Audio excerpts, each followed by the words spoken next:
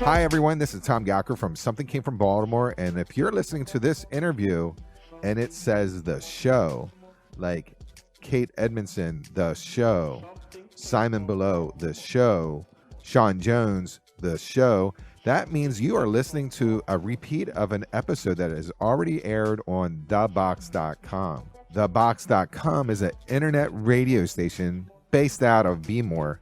And I recommend that you download the station to your phone, and then you will hear Baltimore music anytime, 24/7.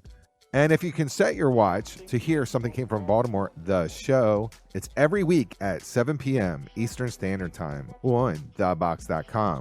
While this is a repeat of the show, you can listen to Something Came from Baltimore anytime. Just subscribe to YouTube, iTunes, Anchor, Breaker, Castbox, Overcast, Pocket Cast, Radio Public, and Stitcher. Basically, it's everywhere but Spotify because we play music here. Download the podcast and then flip it to 5 people who may like this type of show. Music fans have to look out for each other. We want you to be a part of the Be More music scene.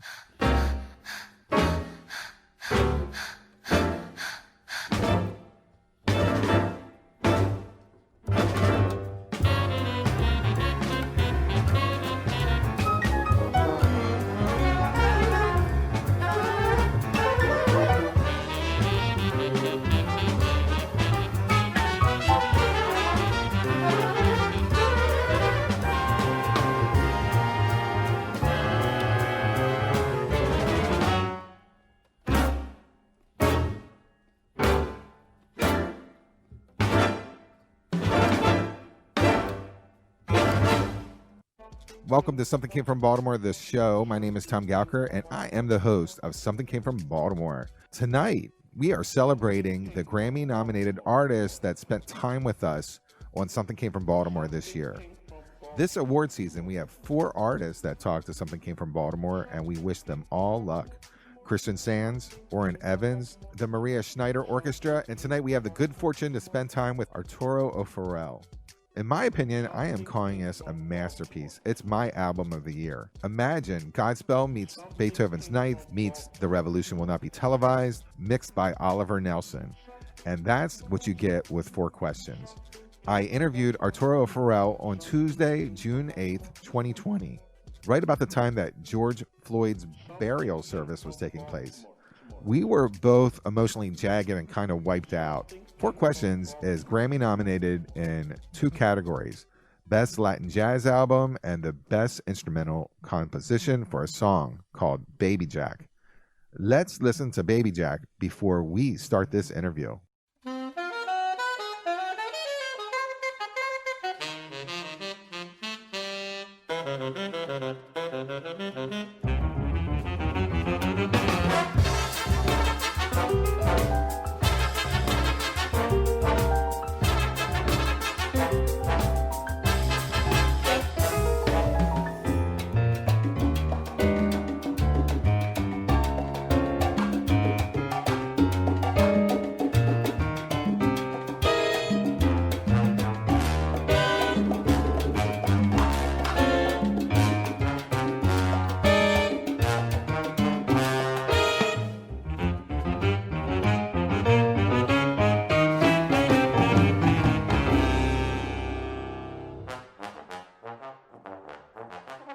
Arturo O'Farrell, welcome to Something Came from Baltimore.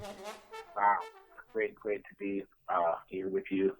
Beautiful city of Baltimore. It is a beautiful city. This album is a piece of art. We just have a limited time. I'm going to give you the opportunity, just more or less, to sell it, to explain to the audience as to what's going on. Well, I can tell you there's all the pieces on this album are pieces that I've never featured all my compositions, but I did on this recording. I felt very strongly about certain issues.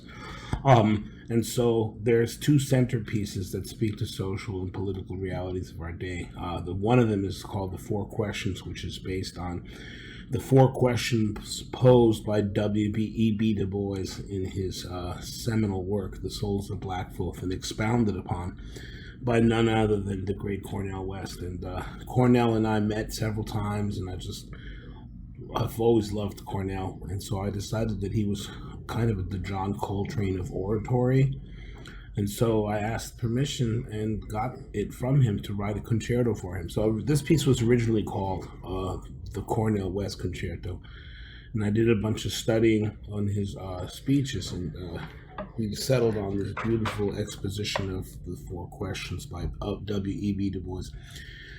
And strangely enough, they deal with race relations in the United States. They deal with very, very weighty issues that obviously are still with us to this day and have been with us as long as we've been a nation. The other weighty piece on this recording is called The Still Small Voice, and it came out of a great feeling of angst that I had after the 2008 financial crisis, in which banks and investment houses bundled mortgages, and usury interest rates began to topple the system like a house of cards, and people throughout the nation and eventually throughout the world lost their homes, and it resulted in a financial crisis in which I forget what firm it was, but anyway, at the end of this crisis, born entirely out of greed because banks aren't making enough money. At the end of this crisis, no one went to jail. No Wall Street bankers. The Attorney General did not bring any of the major banks to jail or their executives. And there was a phrase from that time period that it was said that these entities were too big to fail, that it would be too damaging to our nation's economy. Well, I think what we traded off was our integrity. We allowed people's greed to destroy the lives of literally tens of thousands of people throughout the globe. And so I wrote this piece based on the idea, and I didn't want to be sectarian or denominational. So I did a little study of different religions and different philosophies and ideologies, and found that a common theme in all of them was that each one of us has a voice, some sort of conscience, some sort of guide that knows essentially right from wrong. And so the still small voice is that part of us that actually should have kicked in when we realized our greed was causing tens of thousands of people to lose their homes, and some of them committing suicide and entire lives ruined. And so that's a very, believe me, this is not moralizing. I'm not a preacher. These are very painful works for me to write, and so this album is much, an impassioned cry as it is a self-serving vanity project. It's not that at all. It really comes from my soul, my deepest convictions. I do like that D.W. Du Bois, he's the founder of the NAACP in 1909. He's a badass. His teaching is about double consciousness, about two fields of vision of all time, that they view themselves as they are, and then they view themselves as they represent themselves into the white world. We're going 2 weeks now from our experience here in Minneapolis. How are you feeling about everything that's going on right now? And we're over 100 years that he wrote this, and still nothing really has changed. That's an incredible question. I went to visit Ferguson. We played near Ferguson. I've lived near Staten Island, and so these places are more than just they're real to me. I mean, I am not African American, but I am Latino, and I've had police pull me over, push me up against the wall, and point their guns at me for no reason. And I'm shocked that there's three things that I want to say. The first one is that murder is murder, whether it's motivated by racial hatred and indifference, whether it's imperialistic, what murder is murder. It's wrong. We don't kill people, and certainly not for what we think is a forged $20 bill. So the first thing is it's a crime against humanity. Racism is a crime against humanity.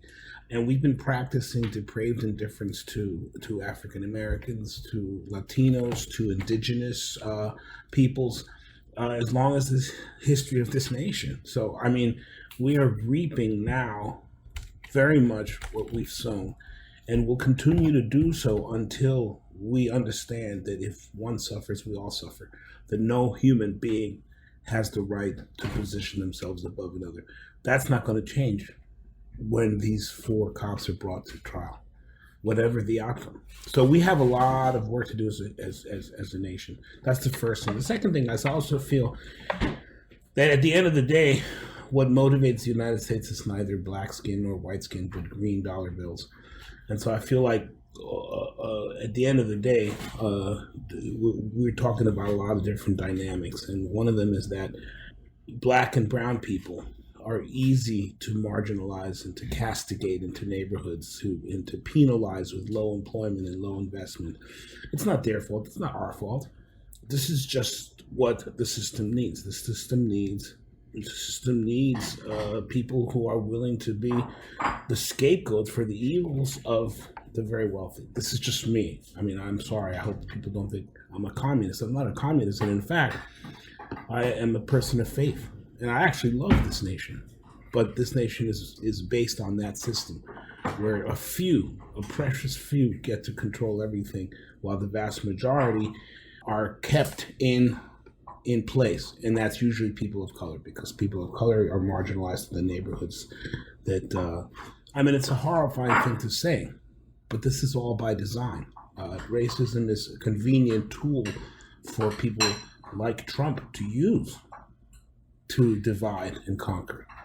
But you know, I know that this moment in history will result. I really truly believe this moment in history will result in some sort of meaningful change. But the idea of greed and the idea of this nation and what it's founded on, that's not going to change anytime soon. And until we start dealing with the core reasons why we're seeing a beautiful black man killed like that, in that manner, until we start dealing with the reasons that we see this happening over and over and over and over and over again, we're doomed to repeat it.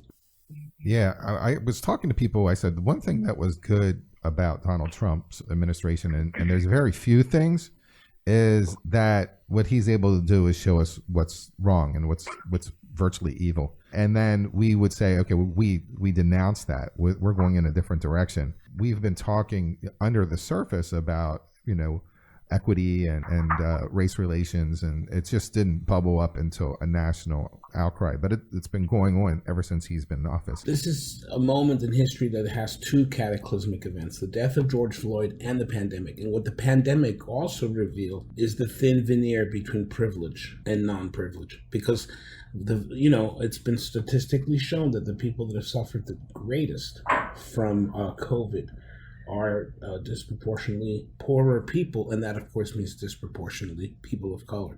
The margins and the conduits of power and safety in these United States are not fair. They're classist and built on socioeconomic oppression. And I think that bubbled over. It just was crystallized by the brutal murder of this man. And I think that this is something that I hope we learn from.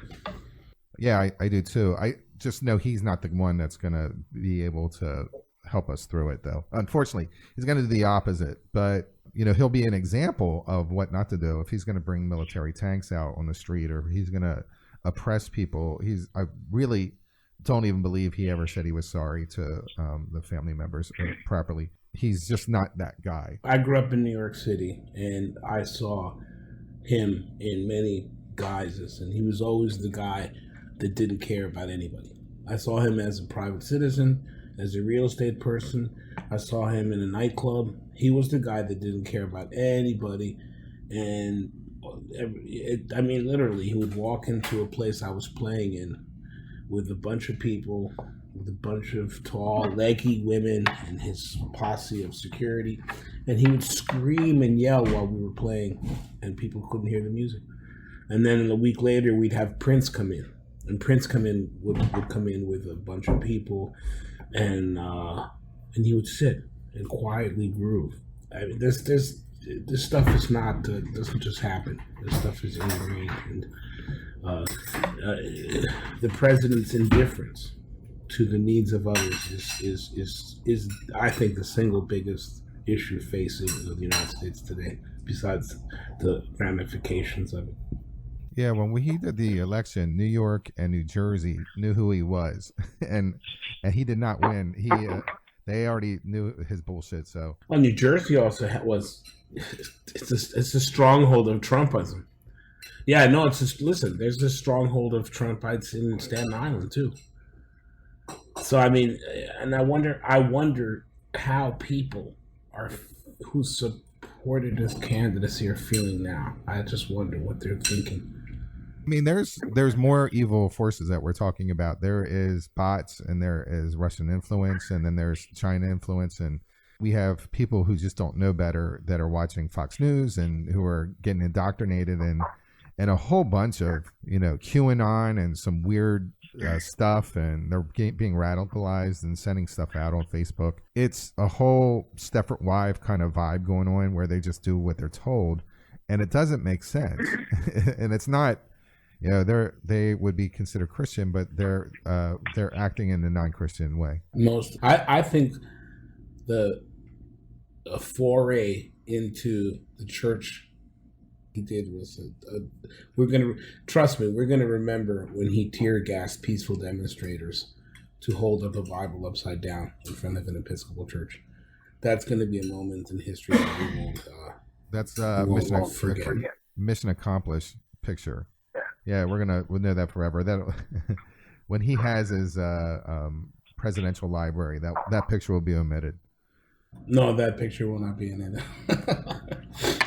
400 years of trauma. We didn't produce a black Ku Klux Klan, a black ISIS. We produced Frederick Douglass, Ida B. Wells, Barnett Harriet Tubman, and W.E.B. Du Bois, Paul Robeson, and Fannie Lou Hamer. What is it about these people in the face of so much hatred, dishing out such love in the face of so much injustice, teaching the world so much about justice? So I just got a couple more questions. It was Sure. the one thing I liked about Cornel West when he was doing his speech. I guess he was also talking about, there's two things. I guess he was talking about the black experience and how even after oppression, they were able to make art and beautiful art. And then he was naming off all these people.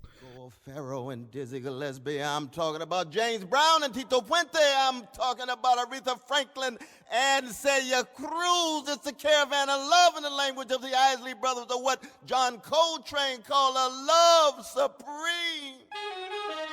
I've always felt that all older jazz artists that had went through severe repression here in America are basically superstars. I call them like superheroes, that they're able to be creative and under the pressures that they had of, driving around this country or not being allowed to go in the front or sleeping in horrible places. And still the art form that they were able to create is completely overwhelming. I agree 100%. And I think, I mean, this might sound quasi crazy, but I think it's the ancestors speaking to us from throughout African history. I mean, I think the way that society is structured, maybe not so much in modern Africa, but certainly in communal life, in village life, in life marked by ritual, life marked by social gathering, life marked with a much bigger sense of oneself than oneself. I think that speaks to us directly from all societies that are gathered around a group, a society, a village. We've learned from the greats, from John Coltrane to Albert Ayler, from Art Tatum to Herbie Hancock, that there's a fluidity that one must have, that there's a rhythmic fluidity that one must have, and I believe that comes from our ancestors, our African ancestors. I'm not black, but my soul, my spirit is informed by those ancestors and the music that they have given us over the years. And I think that one of those things is that when you are a society based on individuality, you are stiff and rigid and unimaginative. And when you're a society based on the awareness of people around you, immediate awareness of people in your immediate presence and of those who you live with and work with and on a daily basis, you become different. You become more fluid. You become more interested in others. And I think that is one of the great things about jazz, is that it is a statement of great community and great love. Yeah, I agree. I actually know people over at Under Armour, and I've been suggesting they've had really bad ad campaigns, and I told them they should take like a Miles Davis and turn him into a superhero. That's great. That's a great story. That's a great idea. These are people who, are the American dream. Against all odds, they became, they were able to be a giant in their field, and that to me is a superhero. And I said they should have the superheroes of jazz also, connected to the music and the vision of that company. But they're not going to listen to me. If they do, I won't get any credit. But if you do see it, I got to tell you a funny story. I know we're running out of time, but it's worth telling. Talking about superheroes and jazz, and I was backstage at the Apollo with Cornell, and we were about to premiere the work, and we were talking about where are jazz's heroes today? Where are jazz's people who are speaking out? There's a lot more of it now, but then at that point there didn't seem to be any.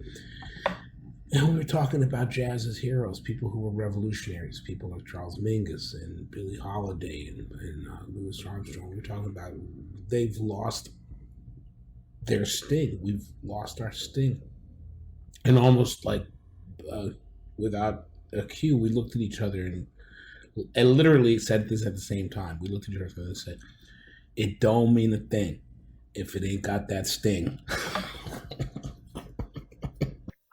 In some ways, it's the factory motif. Like Coltrane had his people. They worked, they worked in the clubs every night, and then they went in and recorded.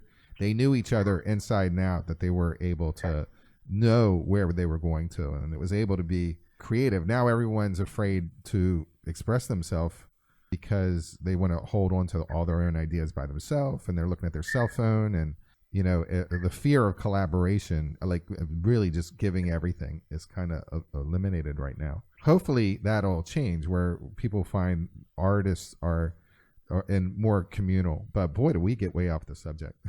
No, not at all. If in fact I think we zeroed in on it, I think the act of making music with other human beings is so revolutionary and so counter to the idea of sitting in a room with a computer and living a selfish life.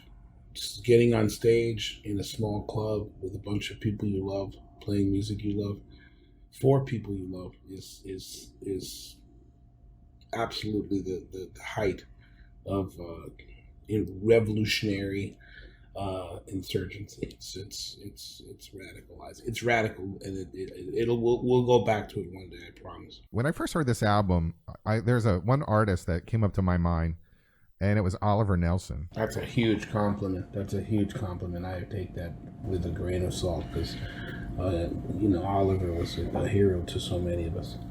It has a Oliver Nelson feel. But then I was wondering, like, are you ever going to do the whole album live? I could also see like a dance troupe, breaking off and doing, a dance number, and then the vocal compositions too. I think it's a piece of art as a whole. Thank you. I would hope to be able to do that. I really would. I think that's a really good idea. I'm going to take it to my production staff and see what they think. Awesome. All right, so let's just finish it up.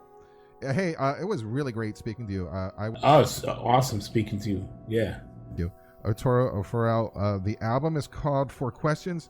Thank you for joining us on Something Came from Baltimore. Thank you so much for letting me be a part of your life today.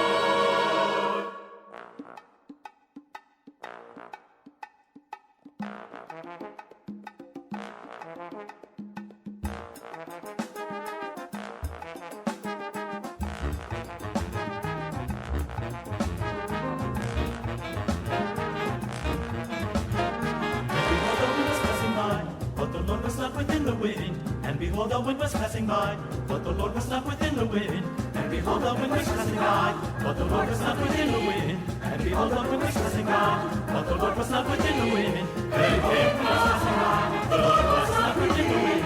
Then came the was passing by, the Lord was not within the wind. Then came the was passing by, the Lord was not within the wind. Then came the was passing by, the Lord was not within the wind. Do not be alarmed, I'll show you my way. Stop and be sad. We do not believe. I'll show you my hand. So you can hear me.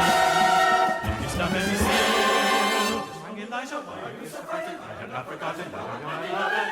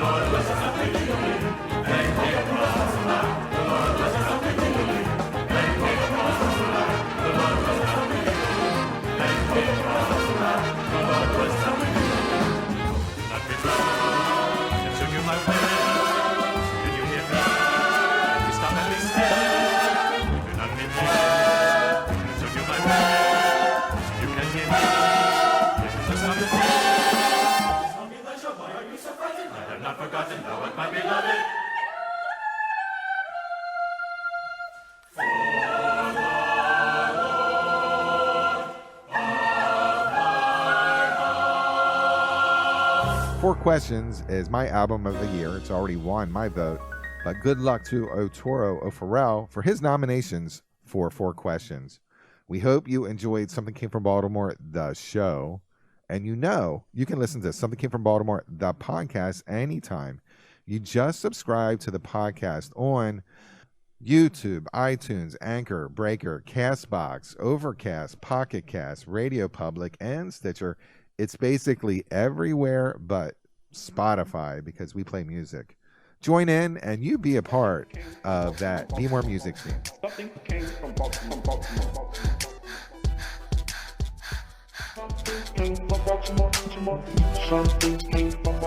Hi guys, this is Tom Gowker from Something Came from Baltimore, the show. But good luck to Arturo O'Farrell for his nominations for 4 questions.